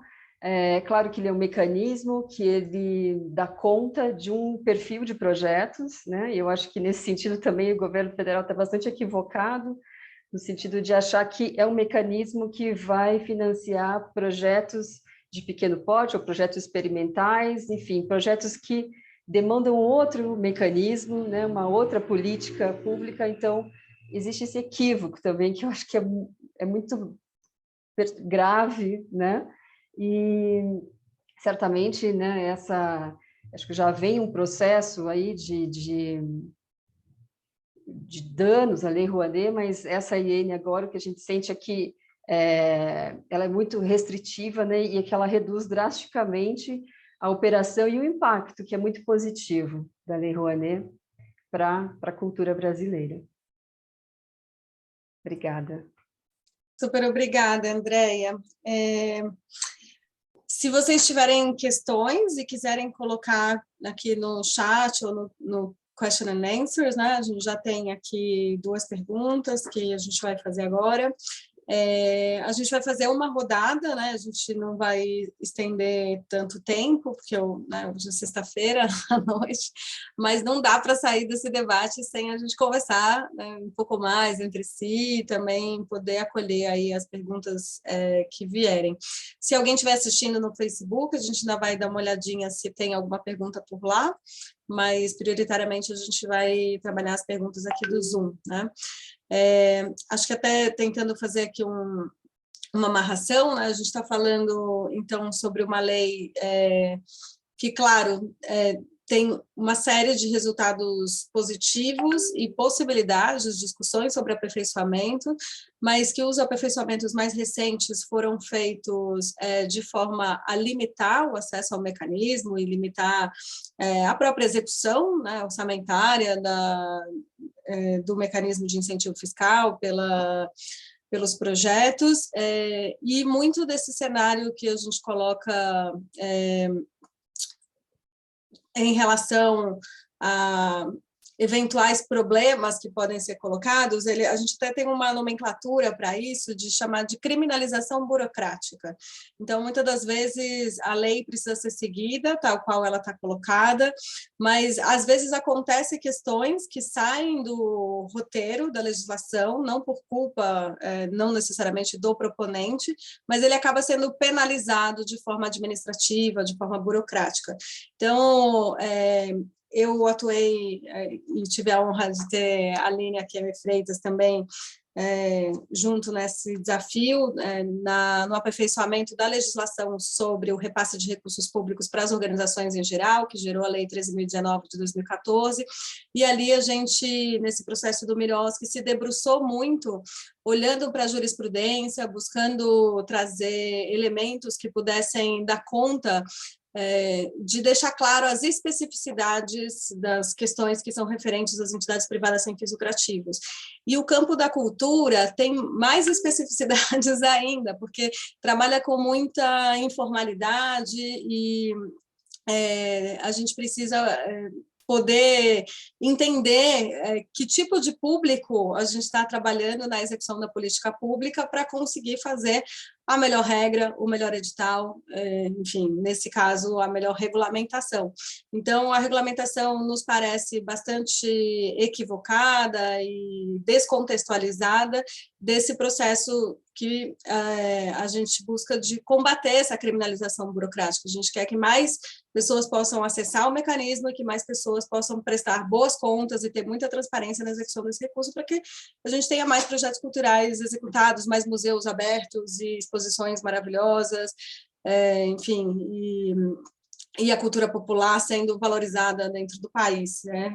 Então, o nosso descontentamento com a nova regra tem a ver com esse cerceamento das liberdades, e até uma das perguntas que foi colocada aqui foi o que eu comentei na abertura, que existem ações no Supremo Tribunal Federal, não sobre a instrução normativa, porque ela foi editada na semana passada, né, mas sobre o decreto que alicerça essa regulamentação nova, e que, inclusive, tem uma possibilidade, como ela ainda não está em julgamento, são duas ADPFs, uma de número 918, outra de 878, e a 918, que foi proposta pela Ordem dos Advogados do Brasil, ainda tem a possibilidade, inclusive, de ter amicus curiae, que é a possibilidade de ter amigos da corte, porque ela não está ainda em fase de julgamento.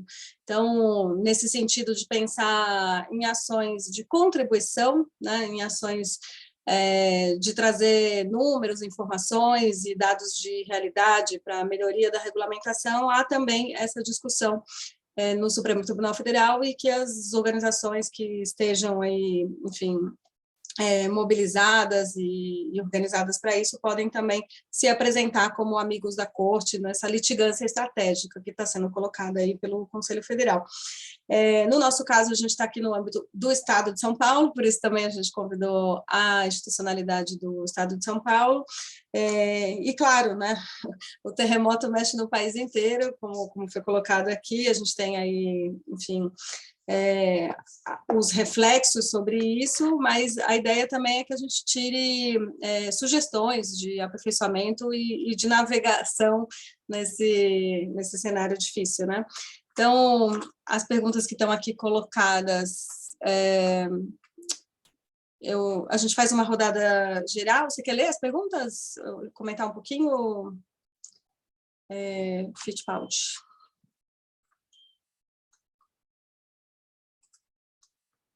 Tá no mudo.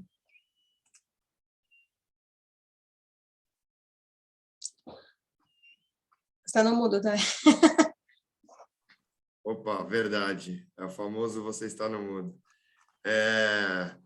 Tem uma pergunta interessante que eu começaria fazendo para a Aline e a Kemi, mas aí, a partir da resposta, eu acho que seria importante ouvir os demais, que é o que ação podemos esperar das empresas investidoras, considerando a falta de condições de muitos proponentes para se adaptar à nova situação, como a gente enxerga essas mudanças para as empresas. Retomando um pouco dessa questão da importância, né, de como esse tripé se organiza e as empresas investem os recursos, como vocês veem isso? Vocês acham que isso vai ser tão traumático quanto está sendo para as empresas e organizações do setor cultural?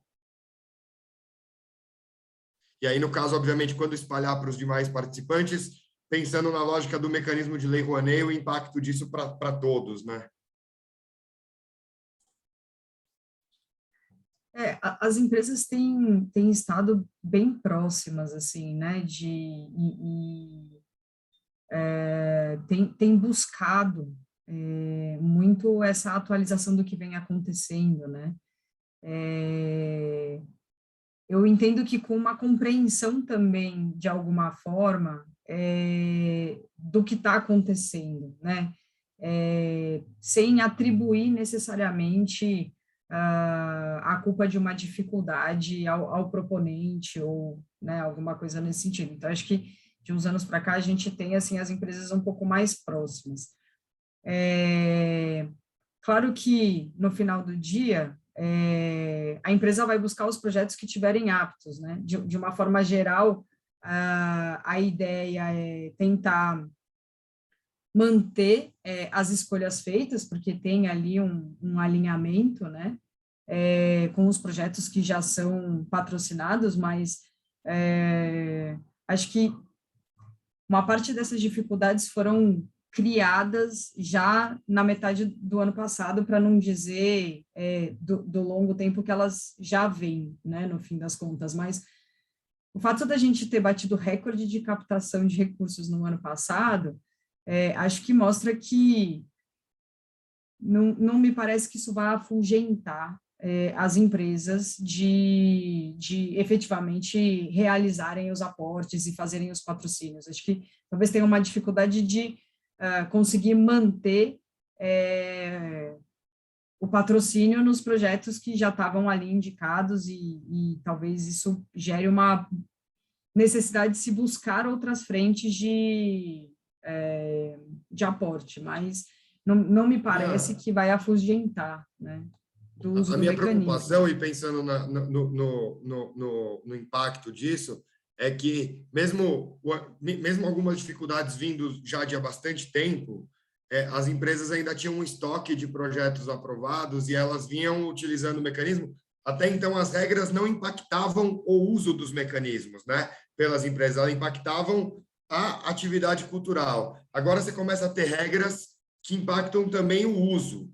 Isso pode ter um impacto no uso da Lei Rouanet pelas empresas, e aí eu dividiria aqui a questão com os nossos demais expositores.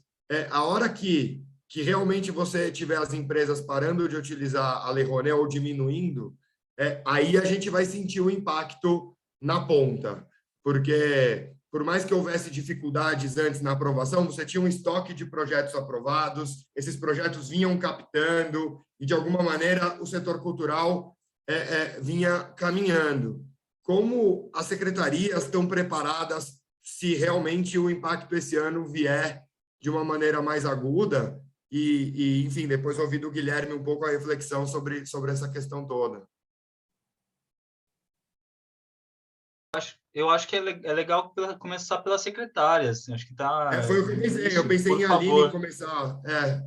Por favor. Você finaliza. Olha, a Secretaria de Cultura e Economia Criativa já está trabalhando, né, bastante intensamente aí nessa formação das comissões. Como eu disse, certamente a gente vai ter um investimento maior do que já foi do ano passado, né, já superou aí um investimento anterior, mas, enfim, que também tem um pouco suas limitações, né?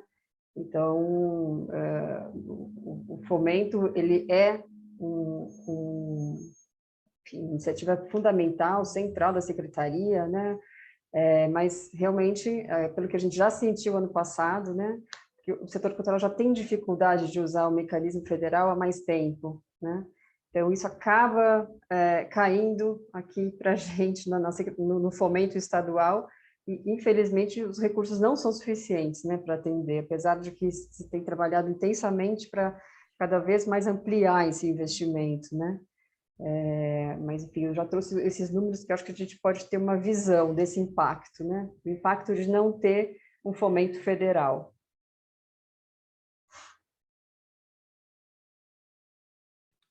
Secretária Aline. Secretária.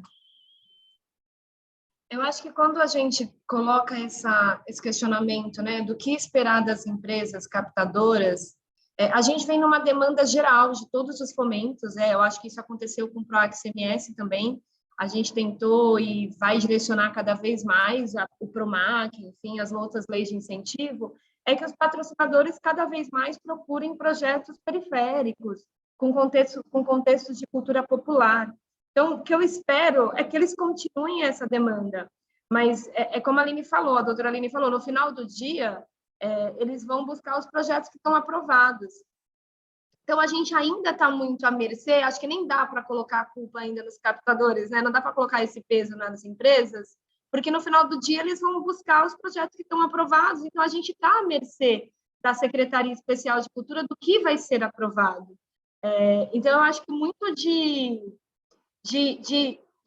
resistir, né, de continuarmos tentando aprovar e cadastrar projetos cada vez mais adaptáveis ao formato que se tem, enquanto a gente não conseguir fazer essa alteração que realmente seja viável, né, para que isso não morra, mas talvez também pensar, eu acho que está aí, porque a redução, o impacto, acho que o José Maurício falou, né, que o impacto da Rouanet ele vai perceber quando o número de captação for menor, quando o número de projetos aprovados realmente for menor. Então, o programa ele vai ter um impacto de dados, você vai ter ali dados específicos, são fatos.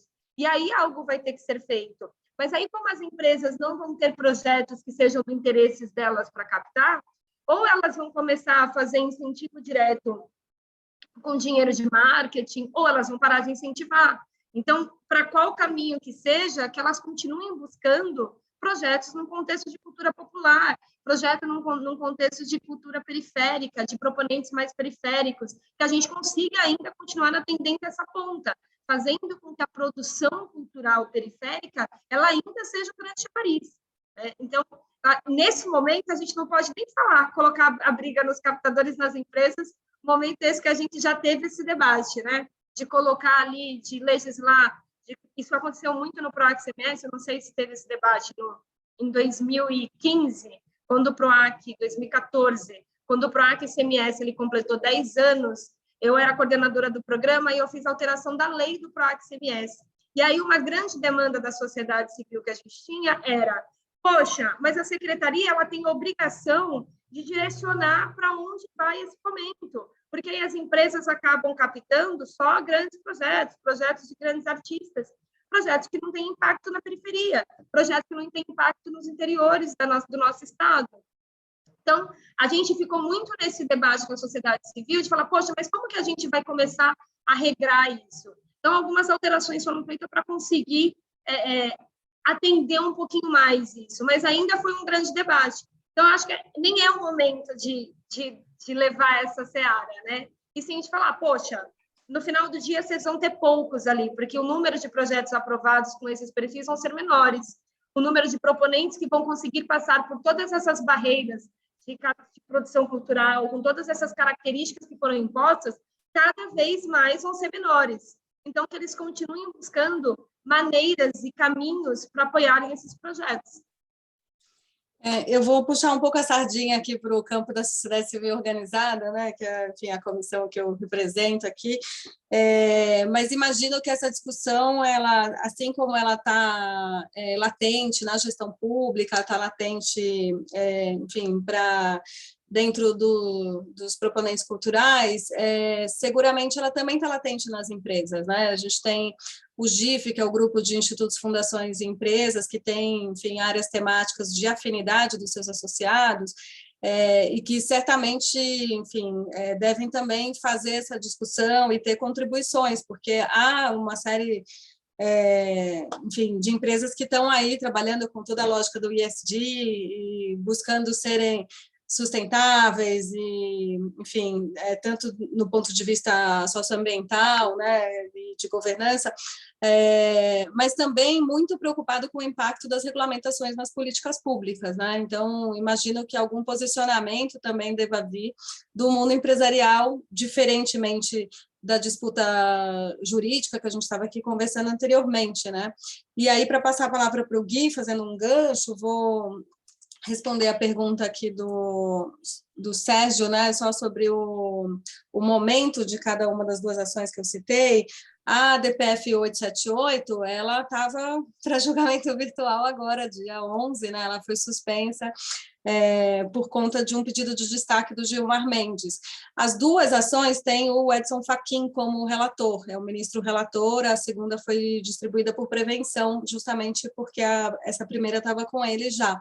A Carmen Lúcia tinha pedido um pedido de vistas anteriormente e o processo estava agora nessa pauta de julgamento. O segundo, o 918 da OAB, foi para a PGR se manifestar. Então, é esse segundo que eu estou falando que ainda não está em julgamento e que ainda tem a possibilidade de ter amicus curiae num processo colaborativo de apresentação de novas informações, enfim, e ajuda aí nesse debate, né? Então, acho que essa é uma discussão de litigância estratégica importante e, claro, enfim, a gente tem uma regulamentação posta, tem uma discussão de questionamento e necessidade de reflexões, de posicionamento, de escrita de artigos e conversas sobre isso. Então, esse debate busca trazer elementos para colocar luz, né? Sem a gente querer sair daqui com nenhum tipo de finalização ou encaminhamento, mas levantando o que está acontecendo para que cada um possa, a partir desses conhecimentos, também, enfim, se debruçar um pouco mais e colaborar nesse debate público, né? E aí é nesse gancho que eu quero, enfim, passar a palavra para o último palestrante aqui para fazer as suas considerações sobre o debate. Guilherme. Obrigado, Laís. Eu acho que esse debate das empresas é fundamental que ele seja feito com a mesma intensidade, ou vamos dizer melhor, que elas consigam se mobilizar com a mesma intensidade que elas se mobilizaram na primeira fase de tentativa de reforma da Lei Rouanet, que foi aventada por volta de 2007, 2008, 2009. Né? As empresas se mobilizaram, houve uma concertação ali, com alguns interesses que são totalmente legítimos, e que a gente, discordando ou não, tem um posicionamento, elas, enfim, têm um interesse nesse mecanismo, que é um interesse que faz parte do mercado cultural, né? E que eu acho que elas têm que entender que o risco agora é ainda maior, porque é ainda maior no seguinte sentido, porque o debate que se fazia, vou falar de outra forma, o debate acerca de uma mudança na Lei Rouanet foi completamente desvirtuado, foi completamente distorcido, deturpado. O que está se propondo agora não é o centro do debate da Lei Rouanet. O que está se propondo agora não é algo que vai nem beneficiar os artistas, nem beneficiar as empresas, nem beneficiar as casas de espetáculo, nem beneficiar as gestões municipais e estaduais. Na verdade, é um mecanismo inócuo, né? E é preciso entender que esse mecanismo, e por isso que eu insisto um pouco nesse ponto, né? Que as empresas têm que entender, porque elas fazem parte dessa cadeia e dessa dinâmica, e talvez aí as pontes que se fazem com essas empresas, que são os produtores, os advogados, enfim, tentarem criar essa mobilização para que elas de novo enxerguem que o que está colocado não afeta só a Rouanet, né? O que a gente tem hoje é um problema de sinédoque cultural, de tomar parte pelo todo. A Lei Rouanet é uma parte do problema, que é um problema gigantesco. Só que quando cai, não vai cair uma coisa só, né? Ela tem a sua importância e tem que se resolver ela, né? Mas ela tem tanta importância como tem importância a Política Nacional de Patrimônio Imaterial, que está sendo desmontada, como a Política Nacional de Museus está sendo esvaziada, como o sistema de participação social que foi criado durante todo o governo Lula, né, com 2 conferências nacionais, com dezenas de colegiados setoriais, câmaras setoriais, né, uma difusão de conselhos Brasil afora, esvaziado, né, de pensar que o órgão principal, né, responsável por barrar a especulação imobiliária em favor do patrimônio cultural, né, barrar interesses escusos em favor da preservação do acesso ao patrimônio, ele está sendo completamente aparelhado por interesses. E a questão, isso não pode ser alheio às empresas. Esse é meu ponto. Eu não acho que enfrentar apenas a Rouanet é uma questão que resolve parte do problema. Mas se a Rouanet não resolve toda a questão cultural, da crise cultural que a gente tem hoje, não resolve pegar só ela, né? Então, eu acho que assim, a consciência cultural é uma consciência cultural coletiva. É uma consciência cultural da sociedade civil, é uma consciência cultural dos gestores e das gestoras que estão à frente do cargo, é uma consciência cultural dos operadores do direito que estão vendo os expedientes que estão sendo utilizados, e é uma consciência cultural do setor privado, que tem que entender o fenômeno que está acontecendo. A Lei Rouanet é um sintoma. Essa medida ela pode cair com essas ações que a Laís falou agora, com outras medidas que podem ser tomadas por essas comissões que estão aqui, etc. Mas o fenômeno é mais profundo. E a concertação que exige esse fenômeno é uma concertação importante, né? E é uma concertação que exige ser radical, exige ser radical, no sentido de ir fundo, né? Ser extremo na participação e no diálogo, ser extremo nos canais de permeabilidade do Estado com a sociedade civil, né? Um dos mecanismos que mais foi esvaziado na sua participação foi o mecanismo da Comissão Nacional de Incentivo à Cultura. A gente sabe disso, né, Fittipaldi? O que aconteceu com ele? Né? Então, assim, tem que ser extremo e a gente abarcar assim, o máximo do espectro cultural brasileiro, que a Lei Rouanet, imprescindível, para o mercado cultural, imprescindir, tudo bem. Não dá conta de tudo isso que a secretária Aline estava falando até agora. A produção cultural periférica, a produção cultural marginalizada historicamente, ela não vai ter o acesso pleno aos direitos culturais, às condições de fruição, através da Lei Rouanet. Claro que uma parte ela pode ser beneficiada, e claro que vai ser, mas não vai ser estruturalmente através dela, né? Então, a gente precisa, sim, resolver as questões do Rouanet. A gente precisa, sim, mobilizar o empresariado, mobilizar os produtores, os advogados, gestores, gestoras, tudo. Mas a gente precisa entender que resolver os sintomas, você não resolve a doença, né? Resolver os sintomas, você resolve... Até porque, né, Gui, o cobertor é curto, né? Então, o cobertor é curto. As demandas que a Lei Rouanet conseguir cobrir ajudam que se cubram as outras que a Lei Rouanet não cobre, né? Então, é isso, é um conjunto. E esse conjunto precisa ser visto como conjunto, né? A Lei Rouanet não está sozinha sendo debilitada, né? A política cultural, inclusive para ela ser reverberada nas instâncias estaduais e municipais, ter uma coordenação, ter capilaridade, ter alcance, ela precisa justamente que seja entendida como um todo orgânico, sistemático de construção, né? Então, eu acho que é isso. Eu acho que a gente sempre compreender, assim, me coloco à disposição, tenho certeza que todo mundo que está aqui está junto nessa empreitada de denunciar o que está acontecendo, né?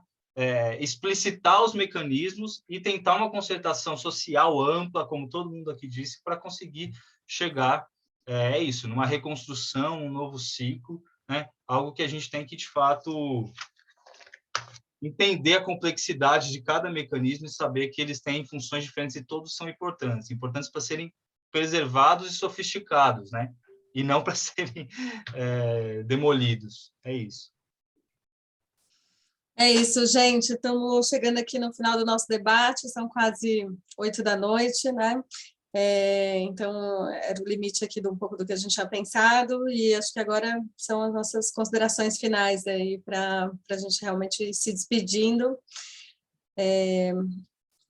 Acho que a gente pode começar com a Aline, a Kemi, que tem também o Murilo à espera dela, que ela pode se despedir e já sair, e a gente vai fazendo na mesma ordem que de fala, e o Fittipaldi pode encerrar aqui a nossa sessão de hoje. Eu já me despeço de vocês por aqui, já agradeço a todo mundo, vocês que aceitaram o nosso convite, Fittipaldi pela parceria, quem está aqui nos assistindo, e que a gente tenha, enfim, mais espaços de conversa, reflexão e diálogo, para que a gente possa cada vez mais, enfim, entender os fenômenos que estão colocados aí na nossa sociedade, tanto do ponto de vista jurídico quanto político-institucional. Muito obrigada.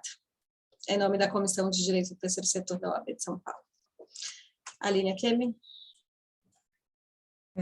Eu queria só, enfim, agradecer pelo convite, agradecer quem também está ouvindo até agora, parabenizar pela iniciativa e dizer que eu estou, acho que assim como o Guilherme colocou à disposição também, para a gente dar continuidade a esse debate, enfim, as ações que vierem decorrentes dele.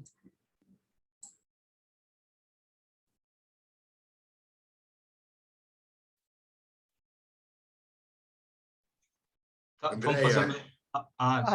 Achei que era a Aline primeiro, mas tudo bem. Bom, eu também quero agradecer o convite, a oportunidade de poder estar aqui também ouvindo, né, todos esses pontos de vista que sempre enriquecem muito o debate, enfim. Eu acho que realmente, assim, eu queria, como mensagem final, deixar, acho que essa é uma ideia de diversidade, né? A gente tem uma diversidade na cultura brasileira, uma diversidade de temas, uma diversidade de produção, de linguagem, muito grande, né? E a gente tem que pensar uma diversidade de mecanismos que dê conta, né? De incentivar, em fazer com que essa cultura seja produzida. Então, desde o fundo até o fundo setorial, né? No caso do audiovisual, que já tem também aí uma estrutura diferente, por exemplo, que é uma atividade de natureza diferente, que demanda, né, uma política diferente. A gente tem as leis de incentivo que podem atender a um determinado perfil de projetos, né, projetos com diálogo também aí com empresas que também estão interessadas em fazer suas ações de marketing cultural. A gente precisa de mecanismos que ajudem projetos de menor porte, projetos de artistas iniciantes, enfim. Acho que, como a secretária Aline falou, cada ente, né, o município, o estado ou o governo federal tem que fazer seu papel, né? Deve fazer seu papel aí para que a gente forme essa cadeia aí e possa atuar de uma forma mais efetiva. Muito obrigada. Obrigado, Andréa. Guilherme, por favor, e a gente termina com a fala da secretária Aline. Não, gente, só agradecer imensamente. Obrigado, Fittipaldi, obrigado, Laís, parabéns pela iniciativa, muita força aí nas comissões que vão presidir, fundamental o trabalho da OAB de São Paulo. Fico muito grato, me coloco à disposição sempre. Obrigado pela oportunidade de ouvir a Aline, as duas Alines, a doutora Aline, a secretária Aline, sempre uma alegria. Andréa, prazer. Parabéns pelas iniciativas da Semana de Arte Moderna. Também vamos ficar em contato. Eu acho importante demais a gente qualificar, aprofundar a discussão, usar esses espaços que a gente tem para isso. Eu acho que é isso, gente. Temos muito trabalho pela frente. Boa noite para todo mundo. Obrigado mais uma vez pelo convite, tá? A gente que agradece. Obrigado. Secretária, por favor, foi um prazer ter vocês aqui hoje. Imagina, o prazer foi todo meu. Quero realmente agradecer, em especial a Laís, pelo convite, que foi difícil aqui para a gente conseguir se conectar, mas deu certo. Parabéns pelo trabalho de vocês, das duas comissões, são importantíssimos. E eu quero deixar aqui um pedido, um convite e um pedido de participação também, que depois eu vou formalizar para os dois. Em maio, nós vamos fazer um evento que inicialmente ele está chamado de Connect Cult, que ele tem muita relação com a Semana do Modernismo, porque aqui na Secretaria Municipal de Cultura, a nossa programação do modernismo são ações durante 100 dias, começados agora no aniversário da cidade, vamos até o dia 1º de maio. Então, ali nas primeiras semaninhas, nós teremos um evento que é justamente a ideia de fazer com que a produção cultural desenvolva um manifesto modernista em 2022. Então, ali a gente vai ter várias mesas de debate. Eu queria muito que vocês participassem, porque uma das ideias, uma das mesas, é ter um espaço dedicado ali para essa aproximação, falando das empresas, falando dos artistas, falando do direito, falando de como a gente quer uma produção cultural para o nosso próximo centenário.